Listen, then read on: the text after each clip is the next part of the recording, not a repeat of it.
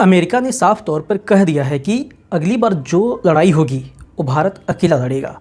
पाकिस्तान ने ट्रंप को अपनी मुट्ठी में कर लिया है।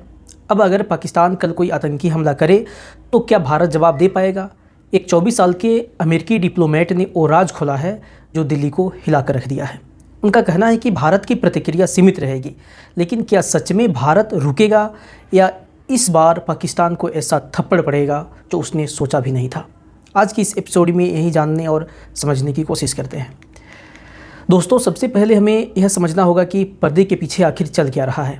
पहली और सबसे हैरान करने वाली बात यह है कि पाकिस्तान ने ट्रंप के इस नए प्रशासन को बहुत ही चतुराई से अपने पाले में कर लिया है। आप सोचेंगे कि जो देश कंगाली की कगार पर है वह अमेरिका को कैसे फंसा सकता है? इसका जवाब है ईरान। अमेरिका और ईरान के बीच परमाणु हथियारों को लेकर जो हाई वोल्टेज ड्रामा चल रहा है, उसमें पाकिस्तान ने खुद को एक ब्रोकर यानी मध्यस्थ के रूप में पेश किया है। अमेरिका को उस इलाके में एक मोहरे की ज़रूरत है और पाकिस्तान से बेहतर मोहरा कौन हो सकता है? यह पाकिस्तान की एक बहुत बड़ी कूटनीतिक जीत है, लेकिन इसका भारत पर क्या असर पड़ेगा? सबसे बड़ा खतरा यही है। पाकिस्तान और अमेरिका का यह नया हनीमून पीरियड भारत के लिए खतरे की घंटी है। केनेथ जस्टर के मुताबिक यह रिश्ता अब ऐसा बन चुका है कि अगर कल को पाकिस्तान भारत पर कोई आतंकी हमला करता है तो भारत को जवाबी कार्रवाई करने से पहले 10 बार सोचना पड़ेगा। क्यों? क्योंकि पाकिस्तान अब अमेरिका की कठपुतली बन गया है और कठपुतली पर हमले का मतलब है सीधे मदारी से पंगा लेना। अब ध्यान से सुनिए कि केनेथ जस्टर ने स्पष्ट रूप से क्या कहा है। उनका कहना है कि इस नए गठजोड़ के कारण भारत को किसी भी आतंकी हमले का सीमित प्रतिक्रिया देने पर मजबूर होना पड़ सकता है। इसका सीधा मतलब है कि अगर पाकिस्तान पहलगाम जैसा कोई दुस्साहस करता है तो अमेरिका का दबाव इतना होगा कि भारत ऑपरेशन सिंदूर जैसी कोई बड़ी सैन्य कार्रवाई या फुल स्केल युद्ध नहीं कर पाएगा। भारत को मजबूरी में बस कोई छोटी मोटी कार्रवाई करके मामला शांत करना पड़ेगा। क्या आपको याद है कि जब पिछली बार भारत ने पाकिस्तान पर स्ट्राइक की थी तब अमेरिका के उपराष्ट्रपति जेडी वेंस का बयान आया था कि वे आपस में लड़ रहे हैं, यह हमारा मुद्दा नहीं है। अमेरिका ने पल्ला झाड़ लिया था, लेकिन इस बार कहानी पलट चुकी है। जस्टर का यह बयान इसलिए भी बहुत भारी है क्योंकि जब 2019 में पुलवामा हमला हुआ था और हमने बालाकोट एयर स्ट्राइक की थी, तब यही केनेथ जस्टर भारत में अमेरिका के राजदूत थे। उस क्राइसिस के समय ट्रंप से बात करना, नेगोशिएट करना, यह सब यही इंसान संभाल रहा था। इसलिए इनकी बातों को हल्के में लेना हमारी सबसे बड़ी भूल हो सकती है। लेकिन क्या अमेरिका वाकई भारत को रोक पाएगा? क्या वे सीधे तौर पर भारत के खिलाफ खड़े होंगे?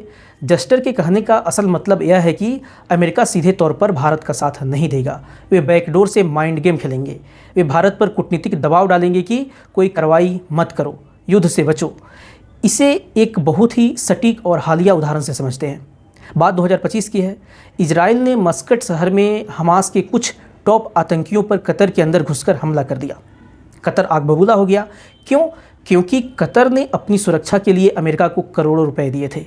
अब अमेरिका फंसा, तब अमेरिका ने क्या किया? अगले ही दिन उन्होंने नेतन्याहू को फ़ोन मिलाया और दुनिया के सामने एक नाटक किया कि मैं इजराइल से माफ़ी मंगवाता हूँ। बस कतर शांत हो गया।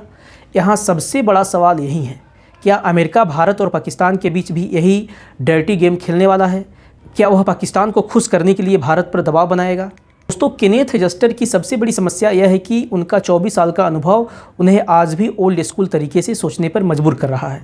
पिछले 70 सालों से अमेरिका ने भारत और पाकिस्तान को एक ही तराजू में तौलने की कोशिश की है, लेकिन आज का भारत 1990 का भारत नहीं है।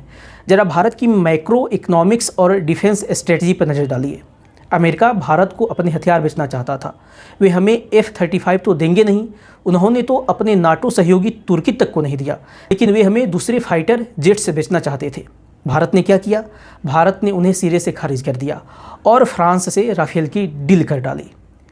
आज भारत दुनिया का दूसरा सबसे बड़ा हथियार आयातक देश है, लेकिन हम अपनी निर्भरता अमेरिका पर नहीं बढ़ा रहे हैं। हम खुद को डाइवर्सिफाई कर रहे हैं। हम फ्रांस से राफेल ले रहे हैं, रूस के साथ हमारे संबंध मजबूत हैं और इजराइल से हम क्रिटिकल टेक्नोलॉजी ले रहे हैं। अगर भारत अपनी बड़ी खरीदारियां दूसरे देशों से करता रहेगा तो ट्रंप पर अमेरिका की शक्तिशाली आर्म्स लॉबी, हथियार बनाने वाली कंपनियों का इतना भारी दबाव होगा कि वे भारत को ब्लैकमेल करने की स्थिति में ही नहीं रहेंगे। याद कीजिए बालाकोट का समय।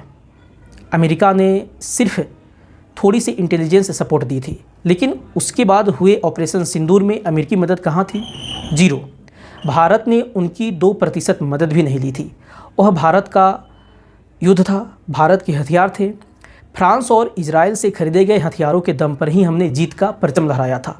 आज हमारी अमेरिका पर वह निर्भरता नहीं है जो 1999 के कारगिल युद्ध के समय हुआ करती थी। अब आते हैं पाकिस्तान पर।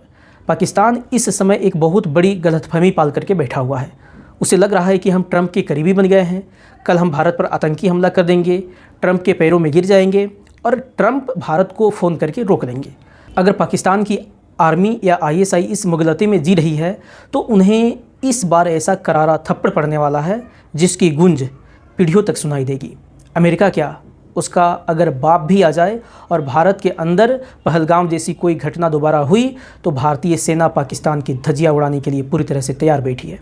आज भारत की सेना और सत्ता में बैठे लोग पीछे हटने वालों में से नहीं हैं। हाँ, अगर भारत का ही कोई रेडिकलाइज्ड व्यक्ति लाल किला, कोयम्बटूर या बेंगलोर जैसे शहरों में कोई लोकल घटना करता है तो वह आंतरिक सुरक्षा का मसला है। लेकिन अगर पाकिस्तान की सीमा से कोई आतंकी अंदर घुसता है और हमला करता है तो चाहे जस्टर कुछ भी कहे या ट्रंप कितनी भी धमकियाँ दे, भारत रुकने वाला नहीं है। दोस्तों, पाकिस्तान की असली रणनीति क्या है? उनकी रणनीति है पर्सनल डिप्लोमेसी। ट्रंप के जूते साफ करना, उनके लिए नोबेल पुरस्कार की मांग करना, अपने नेताओं के परिवारों को ट्रंप के पैरों में गिराना, उनके परिवार को बिजनेस के ठेके देना और ट्रंप की लॉबिंग एजेंसियों को पैसा खिलाना। क्या भारत ऐसा करेगा? बिल्कुल नहीं, और भारत को ऐसा करने की कोई ज़रूरत भी नहीं है। शिकागो काउंसिल और स्टीमसन सेंटर जैसे बड़े थिंक टैंक्स का स्पष्ट विश्लेषण है कि दुनिया में पाकिस्तान की रिलेवेंस अब केवल 3 चीज़ों तक ही सिमट कर रह गई है। उनके पास परमाणु हथियार है, इसलिए दुनिया डरती है कि कहीं वे आतंकियों के हाथ न लग जाए। ईरान के साथ उनकी लंबी सीमा है। अगर अमेरिका को ईरान से लड़ना पड़ा तो वे चंद डॉलर्स में बिकने वाले पाकिस्तानी सैनिकों को चारे की तरह इस्तेमाल कर सकते हैं। भारत को काउंटर करने के लिए एक टूल के रूप में इस्तेमाल होना, इसके अलावा पाकिस्तान का दुनिया में कोई काम नहीं है सिवाय आतंकी संगठनों को पालने और मुखबिरी करके पैसा ऐंठने के। पिछले साल अगस्त महीने में हम भारत अमेरिका संबंधों के शायद पिछले 20 सालों के सबसे ख़राब दौर से गुजर रहे हैं।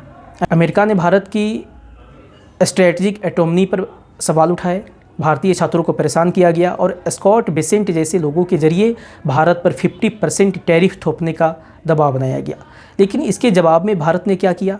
क्या भारत डर गया? नहीं। हमारे NSA अजीत डोभाल और रक्षा मंत्री तुरंत मास्को गए, भारत और रूस से भविष्य के सबसे बड़े रक्षा साझेदार बनने के ऐतिहासिक समझौते कर डाले।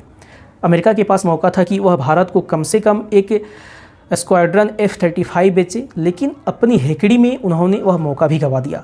हमने जेट इंजन के लिए दक्षिण कोरिया से बात शुरू कर दी, जिसके बाद अमेरिका घुटनों पर आ गया और GE F-414 इंजन भारत को देने के लिए राजी हुआ।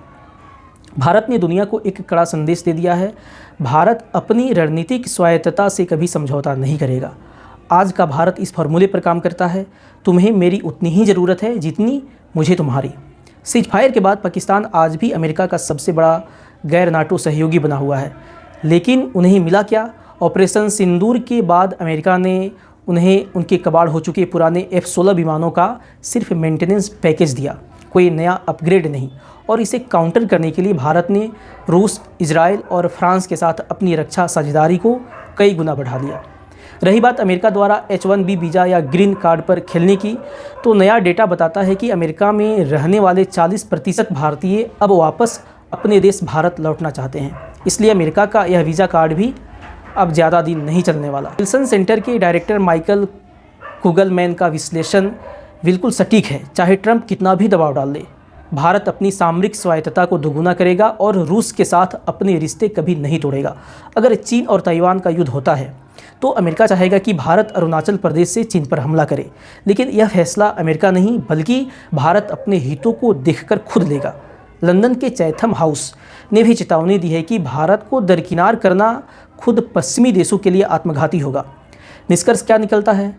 केनेथ जस्टर साफ तौर पे कह रहे हैं कि अगर कल को भारत ने पाकिस्तान पर कोई बड़ी स्ट्राइक की तो अमेरिका भारत का साथ नहीं देगा। लेकिन सच तो यह है दोस्तों कि पिछली बार भी अमेरिका ने हमारा कौन सा साथ दिया था। आज इस्लामाबाद आने वाले विमान उसी रनवे पर उतर रहे हैं जिसे कभी भारत ने तबाह कर दिया था। अगर पाकिस्तान फिर से कोई दुस्साहस करता है तो वह मार खाकर ही सुधरेगा। अमेरिका वहाँ बैठकर कुछ नहीं कर सकता। केनेथ जस्टर का यह बयान भले ही कोई आधिकारिक बयान न हो, लेकिन इसने $1 मिलियन का सवाल ज़रूर खड़ा कर दिया है। कल को अगर भारत और पाकिस्तान के बीच आर पार की जंग हुई तो क्या अमेरिका वाकई न्यूट्रल रहेगा या वह पाकिस्तान का ढाल बनेगा? यह वक्त ही बताएगा। आपकी इस पूरी जियोपॉलिटिक्स पर क्या राय है? क्या आपको लगता है कि अमेरिका पाकिस्तान का साथ देकर भारत से दुश्मनी मोल लेगा? कमेंट में अपनी राय ज़रूर बताएं। अगर आपको यह वीडियो पसंद आया हो तो लाइक करें, चैनल को सब्सक्राइब करें और अपने दोस्तों के साथ शेयर ज़रूर करें। धन्यवाद।